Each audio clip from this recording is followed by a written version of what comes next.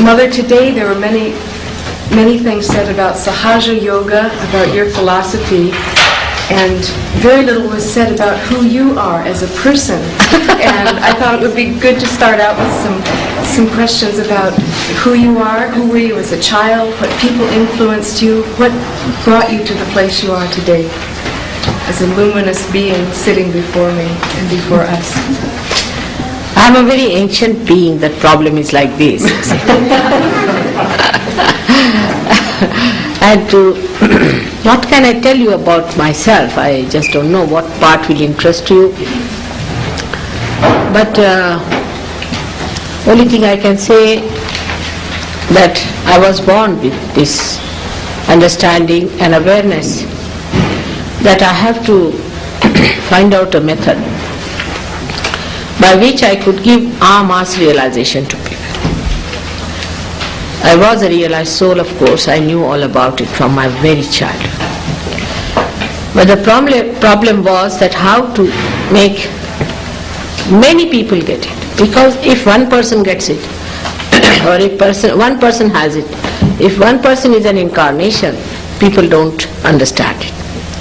Not only that, but they may even try to destroy such a person. That's what happened to all the saints who came on this earth. Christ was crucified, Muhammad Sahib was given poison, because they were ignorant. They did not know what it was, what was he saying. So it was important, first of all, to find out a method how to give them mass realization. And from that angle, I just thought that this is why I am on this earth, and I have to do this job, for which I wanted to study about human beings. I took my birth in a Christian family, and that too a family which was Protestant family, because I felt that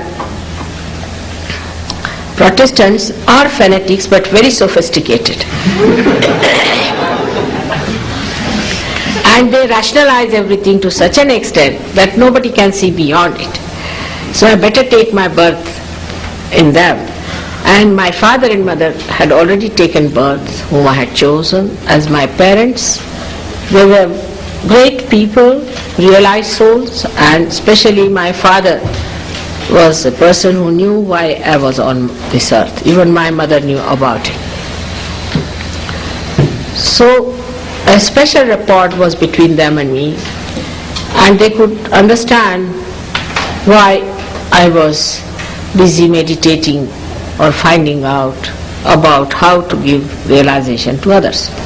Then I would say my father was a very learned man who knew about 14 languages, who translated Quran-e-Sharif into Hindi, who was a member of the Constituent Assembly. He made our constitution. Also, he was the only Christian to be elected in those days.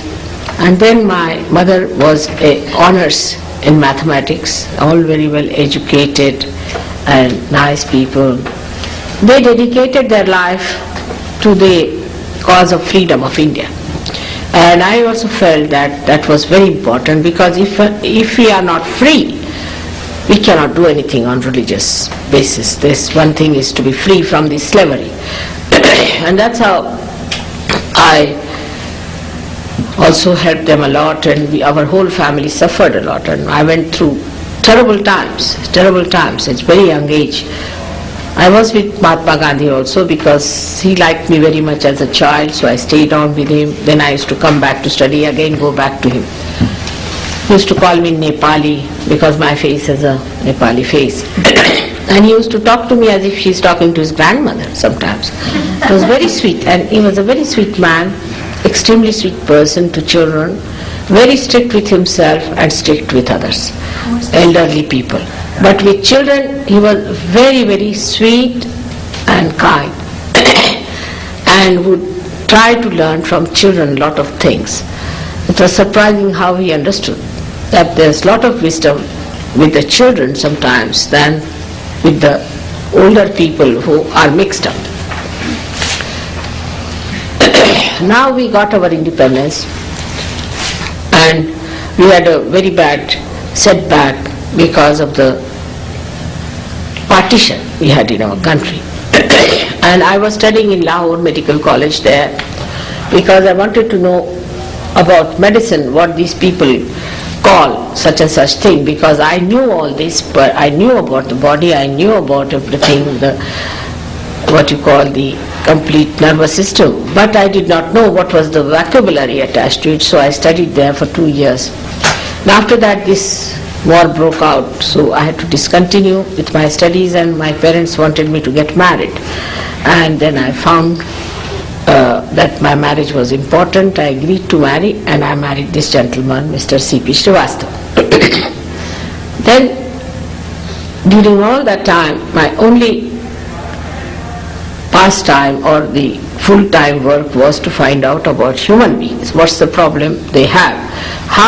What they avoid reality, how they shun it, how they run away from it, what are their problems, how are they seeking, what do they have to offer, what will they accept, how to handle them. It was quite an intricate question. Every person provided a new sample of problems, and I had to fight it out in a way that it was a system which I knew how to do it, because to enter into somebody subtly to understand the problems of the Kundalini, you can go into the journey and find out about a person.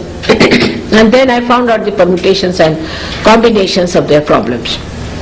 So it is like you can say that like periodic tables, you have to divide them into 3, then into 7, then into their permutations and combinations. So you can imagine 3 into 7 raised to power eternity. It was like that. But doesn't matter, it worked out. And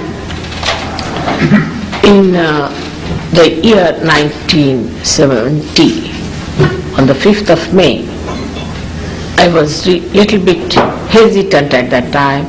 I thought I should wait, but certain circumstances made me to open the last center.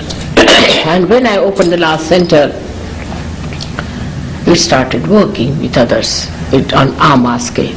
But still I gave realization only to one lady who came to my house. I tried if it works out with her, and I gave her realization by touching her centers one by one, 6 centers, and then bringing out the Kundalini on top of the head. So then I started giving first of all realization without confronting any kind of opposition or anything. I started with one lady, then I went ahead with it. Then the first 12 people got realization. Then I was very happy because our mass realization has started. Then gradually it started working out. I went to Indian villages. I thought they are better, simple people. First work on the simpler people. And they got realization. Now we have thousands of people in the villages who have got realization. They have dropped out all their bad habits. They have become very creative. They are doing very well. They are very happy. And they are experts. So many of them are experts, I can say, in India now, whom we call as Sahaja Yogi, maybe in thousands. Some are working in the villages and some are working in some cities. So we have lots of people now in India who can do this job.